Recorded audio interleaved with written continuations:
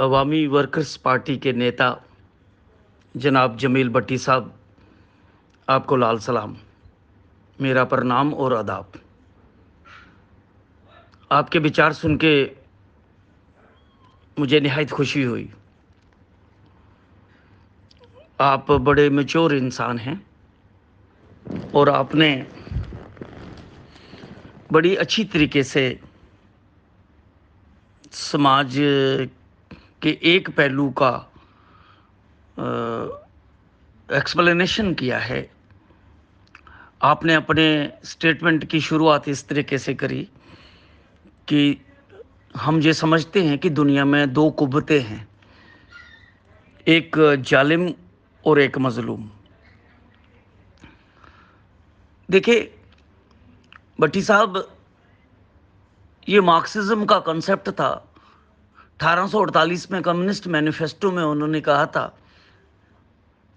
कि पूरी जो ह्यूमन हिस्ट्री है, पूरी जो ह्यूमन सोसाइटी है और जो पूरा हिस्टोरिकल प्रोसेस है, वो क्लास स्ट्रगल के जरिए आगे बढ़ा है।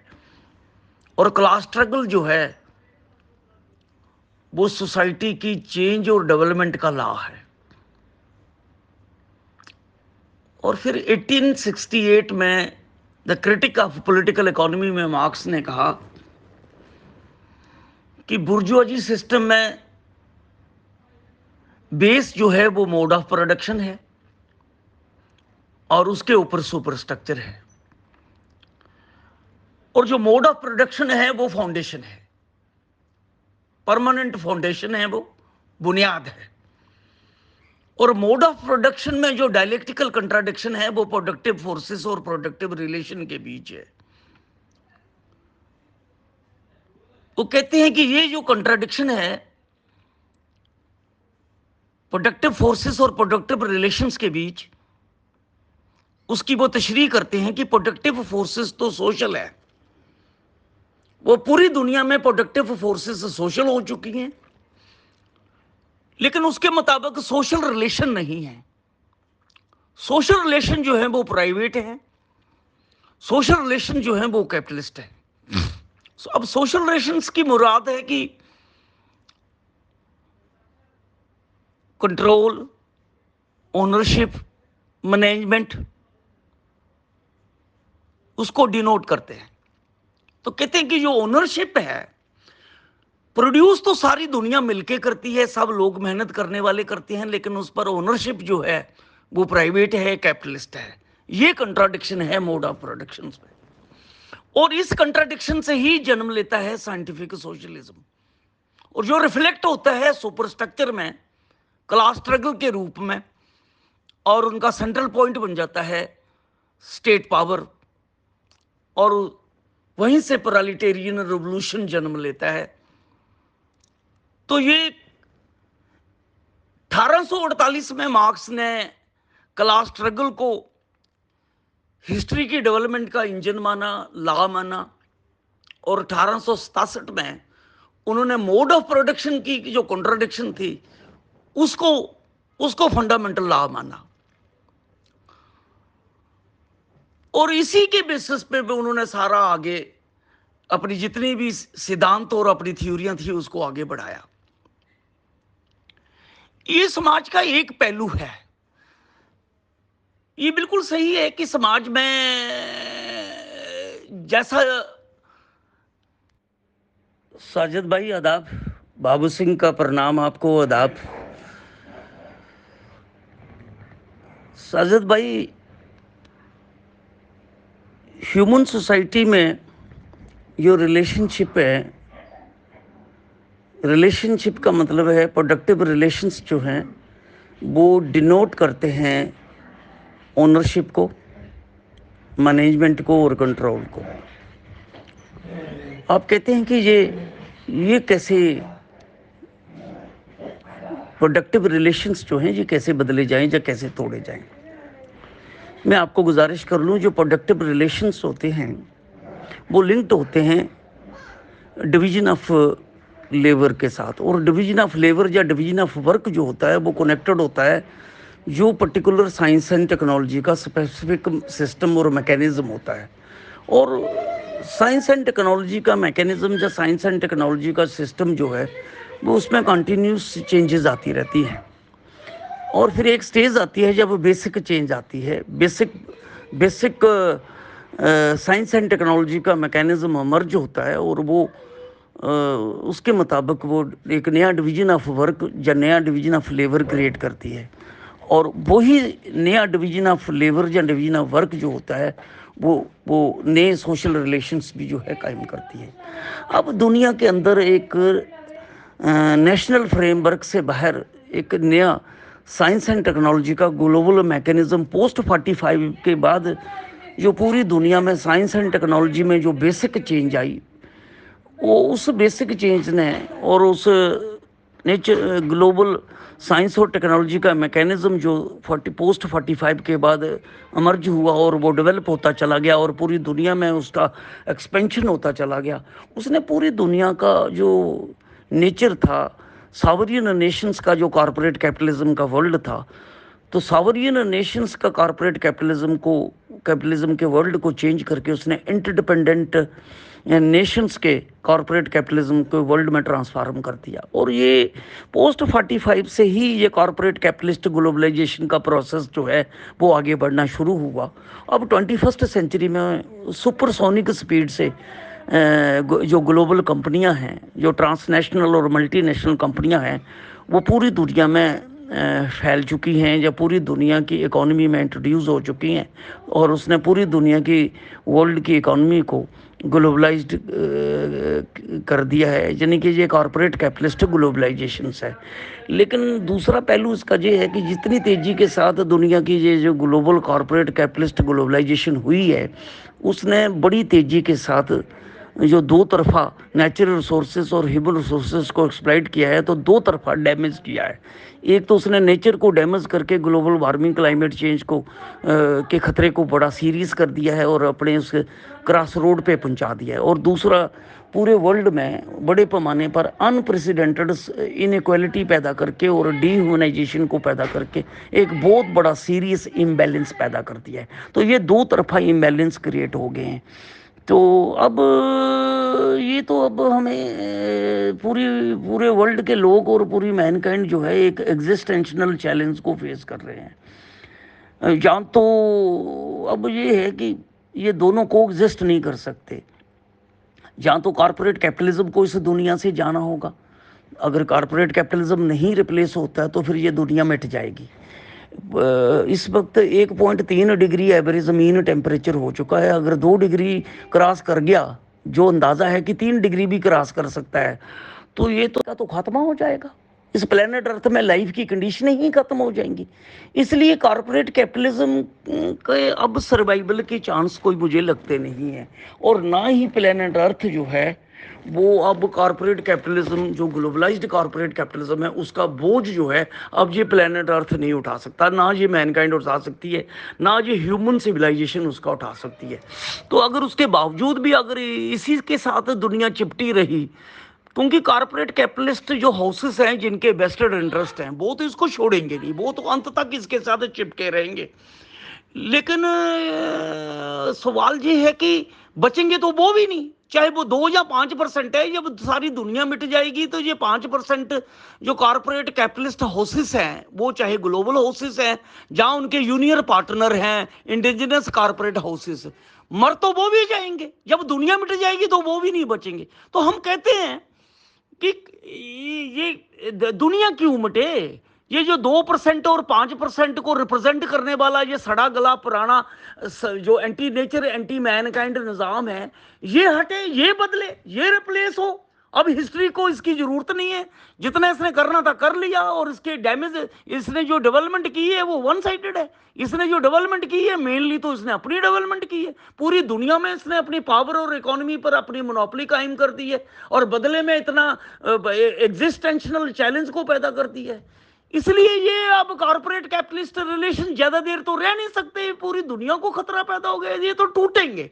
सिर्फ ये है कि इस बुनियादी क्राइसिस को समझना है और एक अल्टरनेटिव देना है कि अब इसको रिप्लेस करने के सिवाय और कोई रास्ता नहीं है। ये पूरी दुनिया के लोगों के तरक्की के आगे और उनकी जिंदगी के आगे बहुत बड़ा स्टम्बलिंग ब्लॉक भी है और उनके मौत का कारण भी है और उनकी सारी मुसीबतों का कारण है। अगर ये रहता है तो ये दुनिया मिट सकती है, ये ह्यूमन सिविलाइजेशन खत्म हो सकती है। ये नरेटिव, ये बात, ये समझ जो है, ये मॉडल जो है बड़ी तेजी के साथ हमें जो भी इस वक्त मॉडर्न टूल है, मॉडर्न इंस्ट्रूमेंट है या मॉडर्न प्रोपेगेंडे के साधन है, एजुकेशन के साधन है, उनको यूज करके इसको, इस समझ को बड़ी तेजी से आगे ले जाना होगा। वैसे तो इसका इफेक्ट पूरी दुनिया में हो रहा है, लेकिन जितनी तेजी से होना चाहिए, जितनी तेजी से दुनिया जागनी चाहिए, जितनी तेजी से दुनिया पुरानी समझ, पुरानी थिंकिंग, जो narrow thinking, narrow nationalist, narrow communal, narrow casteist, narrow ethnic thinking में दुनिया बटी हुई है, अब दुनिया के ये सारे बंटवारे खत्म होने चाहिए। मैनकाइंड को एक ह्यूमन रेस के तौर पर इकट्ठे होना चाहिए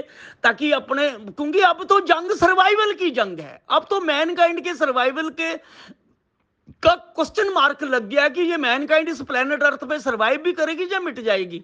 तो इसलिए तमाम दुनिया के जो डिस्प्यूट हैं वो उसको रिजॉल्व करना होगा, जो डिफरेंस है वो रिजॉल्व करने होंगे, ह्यूमन सॉलिडारिटी को प्रमोट करना होगा। मैनकाइंड जो बिखरी हुई है, दुनिया जो बिखरी हुई है, हमें ह्यूमन सॉलिडारिटी और ग्लोबल यूनिटी की तरफ आगे बढ़ना होगा।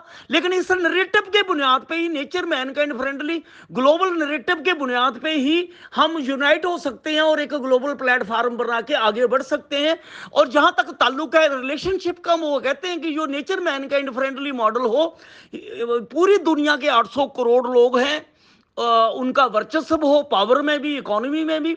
और उसके लिए हम nature mankind friendly global party propose करती है कि मैनकाइंड का टू फोल्ड करेक्टर है। एक तरफ उसकी एग्जिस्टेंस इंडिविजुअल है, लेकिन उसकी लिविंग और फंक्शनिंग सोशल है। तो समूची मैनकाइंड जो है और हर इंडिविजुअल जो है वो बायो सोशल है।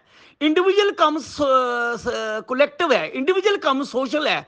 उसका एग्जिस्टेंस इंडिविजुअल है लेकिन उसकी लिविंग और फंक्शनिंग सोशल है। तो पूरी मैनकाइंड का जो फितरत और नेचर है वो टू फोल्ड है। इसलिए टू फोल्ड नेचर के मुताबिक ही हमें प्रोडक्टिव रिलेशंस और पूरे समाज में वो रिलेशंस और वो ओनरशिप कायम करनी होगी। यानी कि एक पोर्शन जो है, जो भी दुनिया का ग्लोबल निज़ाम बने, ग्लोबल स्टेट बने, नेचर मैनकाइंड फ्रेंडली निज़ाम बने, nature mankind friendly global state बने, जिसकी ज़रूरत पैदा हो गई है।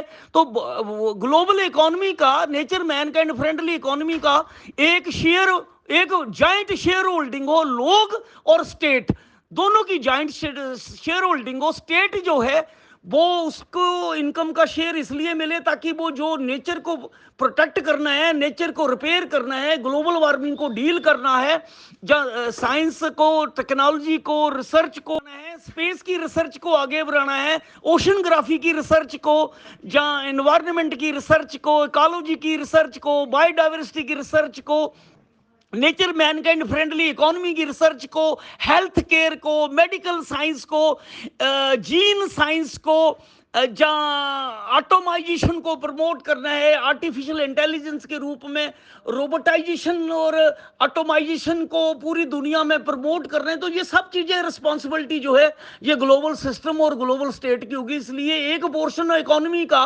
तो ये स्टेट, ग्लोबल स्टेट या जो सिस्टम और लोग, ये जॉइंट ओनरशिप हो, लोगों की भी शेयर होल्डिंग हो और स्टेट की भी शेयर होल्डिंग हो। लोगों का जो इंडिविजुअल पहलू है वो आप उसको नजरअंदाज नहीं कर सकते, लोगों का, दुनिया का जो कलेक्टिव पहलू है आप उसको भी नजरअंदाज नहीं कर सकते। इसलिए ये एक डबल प्रोडक्टिव रिलेशंस का सिस्टम होगा, जॉइंट ओनरशिप, जॉइंट मैनेजमेंट का सिस्टम हम प्रपोज करते हैं हर सेक्टर में, पूरी ग्लोबल इकोनॉमी में और हर कंट्री की इकोनॉमी में लोगों को शेयर होल्डर बनाया जाए, लोगों को उजरती मजदूर या सैलरीड एम्प्लॉयज नहीं बनाया जाए, बल्कि एजुकेशन का नर्सरी से लेकर रिसर्च लेवल फ्री एजुकेशन का अधिकार हो। एजुकेशन कंप्लीट होते ही उसका राइट टू लिविंग या राइट टू यूनिवर्सल इनकम शुरू हो जाए और नीड बेस्ड उसको शेयर होल्डिंग के रूप में उसको यूनिवर्सल इनकम मिले, हेल्थ केयर उसको फेयर मिले, फ्री मिले,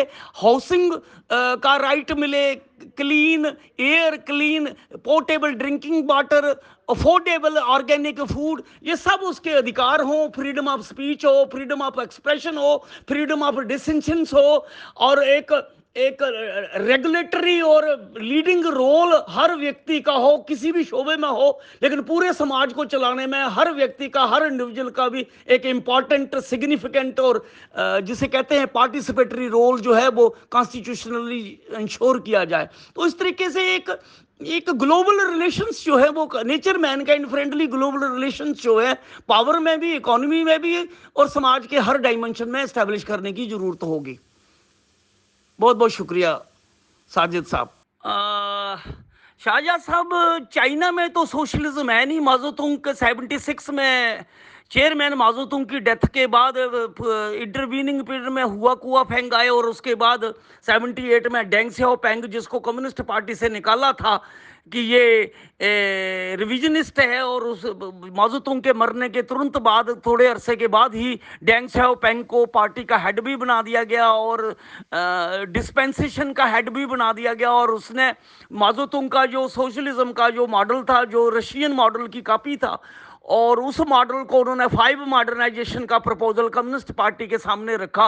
और उसने कहा कि अगर चाइना को एडवांस करना है तो इसको एडवांस टेक्नोलॉजी चाहिए, कैपिटल चाहिए, वो हमारे पास नहीं है। वो सारी एडवांस टेक्नोलॉजी, एडवांस कैपिटल, जो कैपिटल है वो तो दुनिया की ग्लोबल कंपनियों के पास है, मल्टीनेशनल कंपनियों के पास है। हमने उनके दरवाजे बंद किए हैं। तो डेंग सियाओपिंग ने प्रपोज किया, उसके बिना हम आगे नहीं बढ़ सकते। तो हमें अपने दरवाजे जो है, ये जो आयरन कर्टन हमने चाइना की जो है दीवार खड़ी कर दी है, उस दीवार को तोड़ना होगा और चाइनीज इकोनॉमी को ग्लोबल इकोनॉमी से इंटीग्रेट करना होगा। तो पोस्ट माओतुंग की डेथ के बाद डेंग सियाओपिंग की लीडरशिप से लेकर अब शी जिनपिंग तक ये है, चाइना मुकम्मल तौर पर ग्लोबल कॉरपोरेट कैपिटलिज्म का पार्ट बन गया है। चाहे फार्म अमेरिका से उसकी सेपरेट हो, चाहे फार्म उसकी यूरोप से सेपरेट हो, लेकिन मकसद सेम है। तो now China her self become a part and parcel of global corporate capitalism. इसलिए कोई सोशलिज्म के अब वो उड़ गए हैं फटे फुटे, कोई सोशलिज्म नाम का कुछ भी नहीं है। वो सारा ही मैक्सिमम उन्होंने डिसमेंटल कर दिया है। कुछ हद तक हो सकता है कि कोई पब्लिक सेक्टर की कंपनियां वहां पर चाइना में अभी भी हों, लेकिन मेनली तो चाइना का मकसद हो गया है कि मास स्केल पे प्रोडक्शन करके पूरी दुनिया की मार्केट में उसको कंज्यूम करना, उसको खपाना, उसको सेल करना और पूरी दुनिया में अपनी इन्वेस्टमेंट करना। वो तो अब कॉरपोरेट कैपिटलिज्म का बड़ा प्लेयर, ग्लोबल प्लेयर बनना चाहता है चाइना, और अमेरिका को पछाड़ के नंबर 1 पे कॉरपोरेट कैपिटलिस्ट सुपर पावर बनना चाहता है, अपनी मिलिट्री माइट को बढ़ा के, अपनी इकोनॉमिक माइट को बढ़ा के। इसलिए वो मकसद तो उसका रहा नहीं है कि पूरी दुनिया में कॉरपोरेट कैपिटलिज्म को रिप्लेस करके एक ग्लोबल सिस्टम कायम करना, वो है नहीं है। इसलिए कैपिटलिज्म, उसका क्या रास्ता रोकना है, वो चाइना खुद ही एक्सपोज्ड है। जहां उसने ये कैपिटलिस्ट डेवलपमेंट करके अपनी ग्रोथ को जरूर बढ़ाया है, मास प्रोडक्शन को भी बढ़ाया है। ये कहते हैं कि 70 करोड़ लोगों को गुर्बत से भी आगे निकाला है। कुछ फायदे जरूर हुए होंगे, लेकिन नुकसान जो पूरी दुनिया में, यूरोप के अंदर, अमेरिका के अंदर, वर्ल्ड में जो कॉरपोरेट कैपिटलिज्म ने नाबराबरी पैदा करके और एनवायरनमेंट को डैमेज करके किया है, वो चाइना में भी है। चाइना में भी इस वक्त बड़ा इन्वायरमेंटल क्राइसिस है और बड़े पैमाने पर नाबराबरी है। वहां तो लोग बोलना भी शुरू कर गए हैं, और चाइनीज कम्युनिस्ट पार्टी तो खुद एडमिट कर रही है कि बड़े पैमाने पर नाबराबरी हो गई है, उसको एड्रेस करना होगा।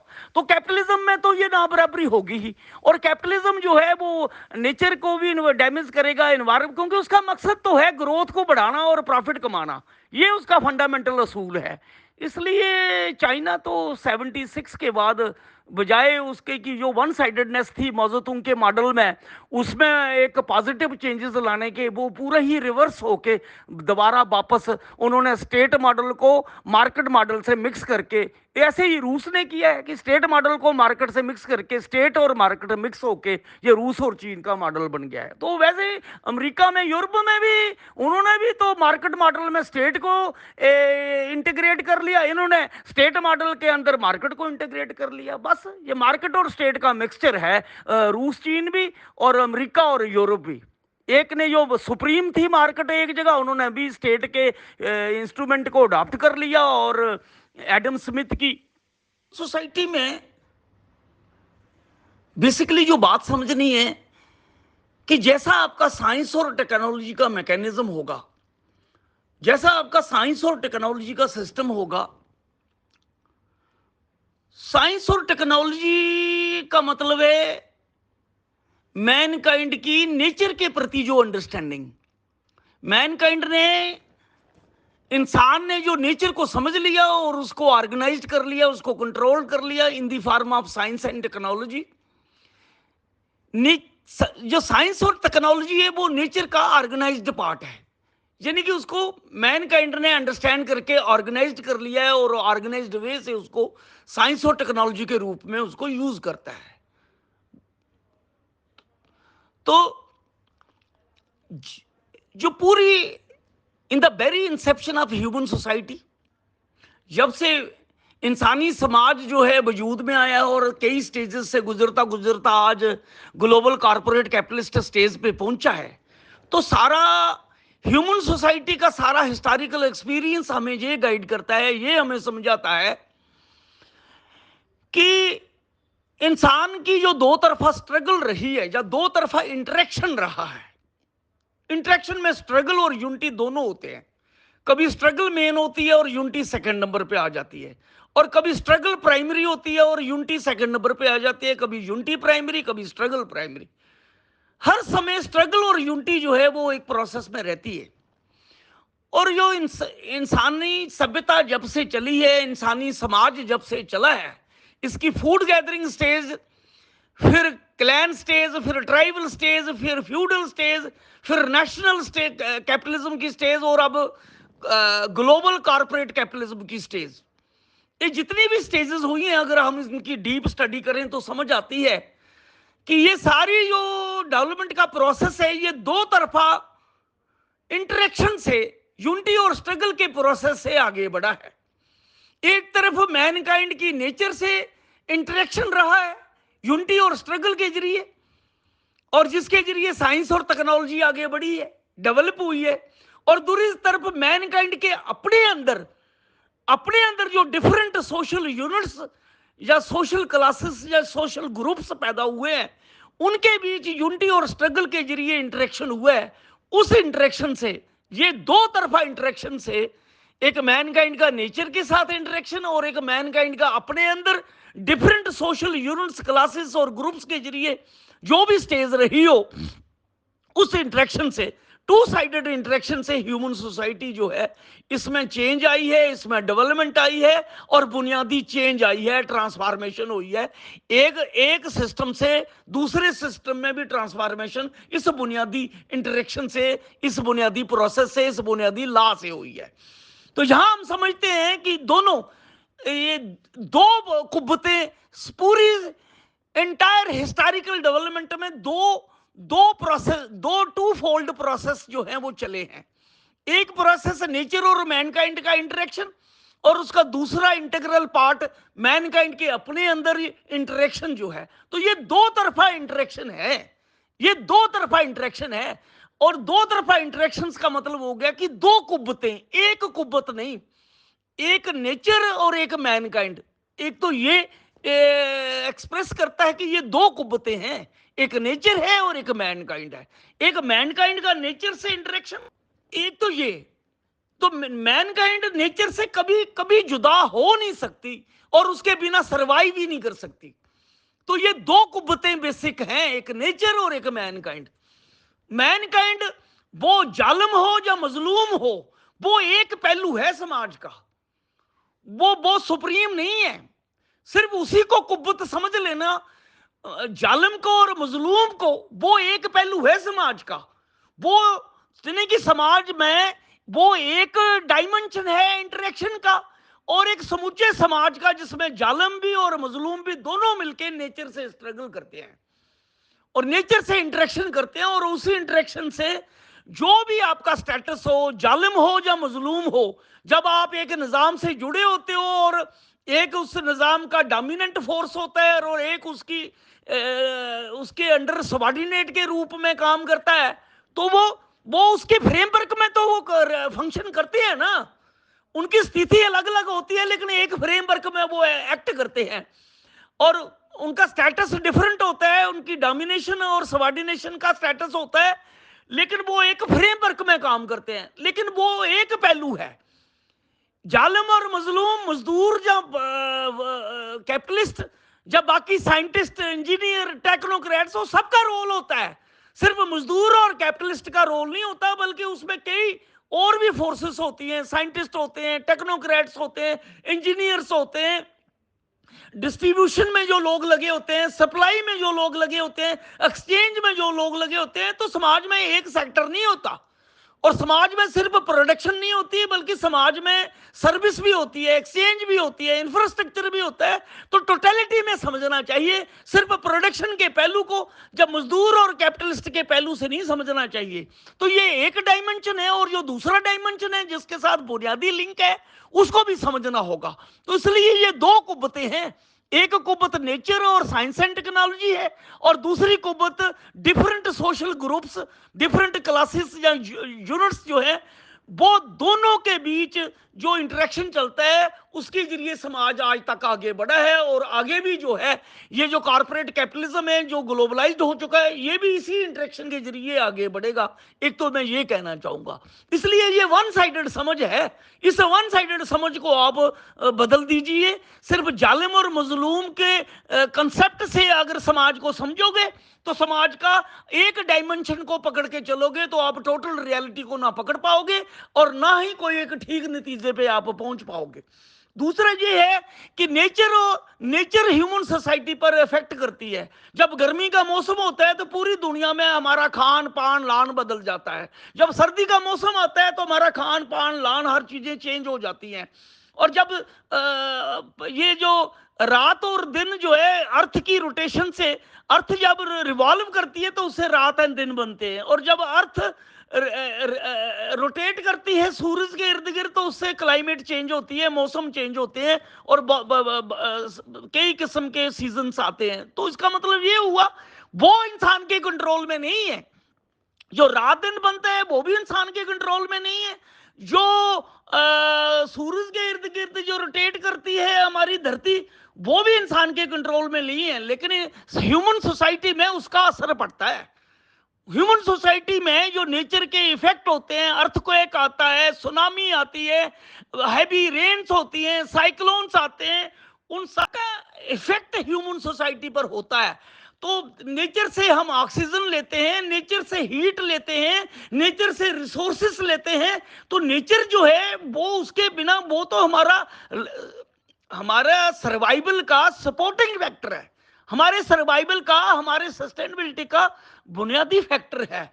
उससे सेपरेट होके अगर हम सिर्फ जालिम और मुजलिम का सोचेंगे, तो वो हमारा एक तरफा नजरिया होगा, वो टोटल ट्रूथ को नहीं हम समझ पाएंगे, ना उसको पकड़ पाएंगे। इसलिए नेचर को डीलिंक मत करो। मैनकाइंड यही वन साइडेडनेस हुई है, इसी को हम कहते हैं कि ये ह्यूमन सेंट्रिक समझ है। एडम स्मिथ जो फिलासफर था, तो उसने तो इसको इंडिविजुअल सेंट्रिक बना दिया, इसने तो उसको कैपिटलिस्ट सेंट्रिक बना दिया, मार्क्स ने इसको वर्कर्स सेंट्रिक बना दिया। तो वर्कर सेंट्रिक या कैपिटलिस्ट सेंट्रिक है, तो ये ह्यूमन सेंट्रिक ना। लेकिन इन्होंने साइंस और टेक्नोलॉजी पर तो किया, लेकिन वो सारी साइंस एंड टेक्नोलॉजी को यूज किया अपने प्रॉफिट के लिए, ग्रोथ को मैक्सिमाइज करने के लिए। तो नेचर का खिलवाड़ किया, नेचर को मिस यूज किया, ओवर यूज किया, रूथलेसली उसको मिस हैंडल किया, नेचर को डिग्रेड किया, नेचर को प्रॉपर उसकी इंपॉर्टेंस को नहीं समझा, कि उसके साथ इंसान का, लाइफ का, सारी वाइल्ड लाइफ का एग्जिस्टेंस कैसे जुड़ा हुआ है, उसको नहीं समझा। पैरामीटर यही बना दिया कि नेचुरल रिसोर्सेज को यूज करना है, वो अनलिमिटेड है, और प्रॉफिट कमाना है। बस पैरामीटर एक बना दिया, मकसद एक बना दिया, कि बाय हुक और क्रुक नेचर को यूज करके, लोगों को यूज करके, इंसान को यूज करके ज्यादा से ज्यादा प्रॉफिट कमाना। तो ये गलत समझ थी, जिसने प्रॉफिट को सुप्रीम बना दिया, ग्रोथ को सुप्रीम बना दिया। और इसे एक तो इन्होंने जिस अनसाइंटिफिकली, रूथलेसली जो नेचर और मैनकाइंड को एक्सप्लॉइट किया, दो तरफा क्राइसिस पूरी दुनिया में पैदा हो गया। नेचर को डिग्रेड करके इन्होंने ग्लोबल वार्मिंग, क्लाइमेट चेंज का ग्लोबल थ्रेट पैदा कर दिया, और मैनकाइंड को एक्सप्लॉइट करके इन्होंने ग्लोबल डीह्यूमनाइजेशन और ग्लोबल ना बराबरी पैदा कर दी। अभी 5% के पास 95% से ज्यादा दुनिया की इकोनॉमी पर कंट्रोल हो गया है। उनकी मोनोपोली कायम हो गई है। और 95% से ज्यादा लोग जो हैं उनके हिस्से में 5 से 2% भी नहीं उनके हिस्से में आ रहा। वही रूट काज है उनकी डीह्यूमनाइजेशन का। उनकी लाइफ, उनकी लिविंग स्टैंडर्ड, उनका क्वालिटी ऑफ लाइफ वो लगातार डिग्रेड होता चला जा रहा है। उसकी लाइफ की वैल्यू खत्म होती चली जा रही है, डीह्यूमनाइज होते चला जा रहा है। पूरी दुनिया के करोड़ों अरबों लोग, जो 800 करोड़ में से 98% लोग जो है वो सफर हैं, सफर कर रहे हैं। 2 से 5% मुट्ठीवार जो है वो पूरी दुनिया के मालिक बन गए हैं। और उस इकोनॉमी की पावर से वो पावर में भी छा गए हैं। हर सेक्टर में उनकी डोमिनेशन हो गई है और लोग मजबूर हो गए हैं। इसलिए अब ये सिस्टम तो पूरी दुनिया में फैल चुका है। लेकिन इसने जिस तरीके से नेचर को डैमेज किया, मैनकाइंड को इन्होंने डैमेज किया, उससे एक इतना ग्लोबल खतरा पैदा हो गया है कि आने वाले जो 10-15 साल है बड़े डेंजरस हैं। एक क्रॉस रोड पे दुनिया आके खड़ी हो गई है। इंसान का सर्वाइवल खतरे में है। हमारा वजूद जो है उसको चुनौती है कि हम इस धरती पे जिंदा भी रहेंगे या मर जाएंगे। इसलिए मजलूम और जालम की थ्योरी तो रह जाएगी एक साइड पे। अगर जालम को पलट के आप लोग, पूरी दुनिया के लोग काबिज भी हो जाएं और वो मालिक बन जाएं इस पूरी दुनिया के, लेकिन धरती का टेम्परेचर 200 डिग्री हो गया तो बराबरी भी आपने कायम कर ली और पूरी दुनिया की पावर और इकोनॉमी पर भी काबिज हो गए। लेकिन धरती का जो एनवायरनमेंट है वो खराब हो गया, इकोलॉजी खराब हो गई, एटमॉस्फेयर खत्म हो गया और उथल पुथल हो गई पूरी दुनिया में। और 200 डिग्री टेम्परेचर में तो हम सब पिघल जाएंगे, कोई भी जिंदा नहीं रहेगा। इसलिए मजलूम और जालम के कंसेप्ट को आप काइंडली चेंज कर लीजिए। वो समाज का एक पहलू है और जो दूसरा पिलर है वो नेचर और साइंस एंड टेक्नोलॉजी है। इसलिए दोनों में बैलेंस होना चाहिए, नेचर और मैनकाइंड में बैलेंस होना चाहिए, हार्मनी होनी चाहिए। और मैनकाइंड के अपने अंदर बैलेंस और हार्मनी कायम होनी चाहिए, ना बराबरी खत्म होनी चाहिए। ये जो मुट्ठीवार कारपोरेट कंपनियां, ग्लोबल कंपनियां, मल्टीनेशनल कंपनियां या ट्रांसलेशनल कंपनियां या इंडिजिनस कंपनियां, इन सब की पूरी दुनिया में कारपोरेट कैपिटलिस्ट सिस्टम को खत्म किया जाना चाहिए, इसको रिप्लेस किया जाना चाहिए। उनकी ओनरशिप खत्म करने की जरूरत है। लेकिन जो रूस और चीन में किया गया कि उनके मीन्स ऑफ प्रोडक्शन छीन के तो सारे सरकारी कर देंगे, सारे नेशनलाइज कर दिए गए, वो भी वन साइडेड है। बल्कि हम ये कहते हैं कि पूरी दुनिया में ये जो anti nature, anti Mankind corporate capitalism है, इसको ये अगर रहा तो दुनिया मिट जाएगी, दुनिया खत्म हो जाएगी। इसको बदलने की जरूरत है। पूरी दुनिया के लोग एक ग्लोबल प्लेटफॉर्म में इकट्ठे होके जागरूक हो जाएं, ऑर्गेनाइज्ड हो जाएं, मोबिलाइज्ड हो जाएं और ग्लोबल मूवमेंट के जरिए, ग्लोबल रिवोल्यूशनरी मूवमेंट के जरिए हिंदुस्तान में भी, पाकिस्तान में भी, साउथ एशिया में भी, पूरी दुनिया में कॉर्पोरेट कैपिटलिज्म को बदलने का मकसद अडॉप्ट कर लें और आगे बढ़ें। अगर दुनिया ऑर्गेनाइज्ड हो जाती है तो फिर ये अपने आप 2% क्या कर लेंगे, 5% क्या कर लेंगे, तो इसको तो हम रिप्लेस कर देंगे। और इसको रिप्लेस करके जो है पावर में, इकोनॉमी में ऐसा सिस्टम हो जो नेचर की केयर करे, मैनकाइंड की केयर करे, जो नेचर और मैनकाइंड में बैलेंस करे, जो मैनकाइंड में बैलेंस करे और फेयर इक्वालिटी कायम करे। और उसके लिए यही है कि स्टेट जो ग्लोबल स्टेट बने, नेचर मैनकाइंड फ्रेंडली जो ग्लोबल स्टेट बने और उसके नीचे जो उसके सब यूनिट बने नेचर मैनकाइंड फ्रेंडली सब कन्फेडरल यूनिट बने। वो दो तरफा इनकम की डिस्ट्रीब्यूशन जो है वो दो तरफा हो, दो तरफा जॉइंट शेयर होल्डिंग हो। एक तरफ स्टेट, ग्लोबल स्टेट और उसकी जो कन्फेडरल यूनिट है उसकी शेयर होल्डिंग हो, और दूसरा जो वर्ल्ड के लोग हैं, ग्लोबल पीपल है, उनकी शेयर होल्डिंग हो हर सेक्टर में। लोगों को उजरती मजदूर नहीं बनाया जाए, लोगों को सैलरीड एम्प्लॉइज नहीं बनाया जाए। रूस और चीन में इनकलाब हुआ और उन्होंने सारे मीन्स ऑफ प्रोडक्शन नेशनलाइज कर दिए और वो ब्यूरोक्रेटों के हवाले कर दिए। जमीनें किसानों से छीन के बड़े बड़े कलेक्टिव फार्म बनाए और उसके ऊपर ब्यूरोक्रेट बैठा दिए। मजदूरों और किसानों को सोशलिज्म के नाम पर कहा गया कि बच्चों जाओ समाजवाद के नाम पर डट के काम करो, मेहनत करो। रहे वो उजरती मजदूर, वो कैपिटलिज्म में भी उजरती मजदूर और सोशलिज्म में भी उजरती मजदूर। थोड़ा बहुत फर्क होगा, थोड़ा बहुत क्वांटिटेटिव फर्क हो सकता है, वो रूस, चीन और यूरोप के मजदूरों में या अमेरिका के मजदूरों में फर्क हो सकता है, लेकिन रहे तो वो मजदूर ही ना। इसलिए हम कहते हैं कि पूरी दुनिया के लोग जो हैं उनका वर्चस्व कायम हो, उनकी डोमिनेशन कायम हो, पावर में भी, इकोनॉमी में भी। लेकिन एक बुनियादी मॉडल जो है वो सारी दुनिया के लोग अडॉप्ट करें कि ऐसा समाज हो वो नेचर की केयर करते हुए, नेचर को प्रोटेक्ट करते हुए, नेचर को प्रमोट करते हुए और मैनकाइंड के इंटरेस्ट को सर्व करते हुए, दोनों का बैलेंस करते हुए डेवलपमेंट और एडवांसमेंट के प्रोसेस को आगे बढ़ाएं। वन साइडेड नहीं, बल्कि दोनों की केयर करते हुए, नेचर और मैनकाइंड की केयर करते हुए ऐसा समाज हो, ग्लोबल समाज हो, ग्लोबल सिस्टम हो, वो आगे बढ़े। तो ये जरूरत है आज सर, इसलिए ये कॉन्सेप्ट बनाने की जरूरत है। दूसरा, ये जो पूरी दुनिया में अलग अलग कंडीशनें हैं, हर कंट्री में अलग कंडीशन है। इंडिया में अलग कंडीशन है, पाकिस्तान में अलग है, हर कंट्री की अपनी अपनी ऑब्जेक्टिव कंडीशंस है। तो इसलिए हमें हर कंट्री की अपनी अपनी ऑब्जेक्टिव कंडीशन के मुताबिक काम के तरीके, काम की मेथडोलॉजी जो है अडॉप्ट करनी चाहिए। ये ठीक है कि ये जो स्टेटें हैं, नेशनल स्टेटें हैं, ये जुल्म करती हैं, बोलने नहीं देती, कोई प्रोग्रेसिव आवाज को, कोई रैशनल आवाज को आगे नहीं बढ़ने देते। लेकिन मेरा ये पक्का विश्वास है, ये ज्यादा देर तक दुनिया जो ग्लोबल चेंज की जो हिस्टोरिकल जरूरत है, ये उसको ज्यादा देर रोक नहीं सकती। चेंज तो लॉ है और ग्लोबल चेंज अब एजेंडे पे है, अब उसको रोक नहीं सकते। अगर जिंदा रहना है तो ये पुराना सड़ा गला कॉर्पोरेट कैपिटलिज्म का ये जो ग्लोबलाइज्ड वर्ल्ड है, इसको रिप्लेस करना होगा और उसकी जगह नेचर मैनकाइंड फ्रेंडली ग्लोबल निजाम कायम करना होगा। उसकी शुरुआत इंडिया से हो, पाकिस्तान से हो, साउथ एशिया से हो, दुनिया के किसी कोने से हो। लेकिन हमें अपनी एक ग्लोबल मूवमेंट खड़ी करनी होगी, ग्लोबल गाइडिंग सेंटर बनाना होगा, ग्लोबल हेडक्वार्टर बनाना होगा। और हमें जुल्म इंडिया में हो तो सारी दुनिया बोले, जुल्म पाकिस्तान में हो सारी दुनिया बोले।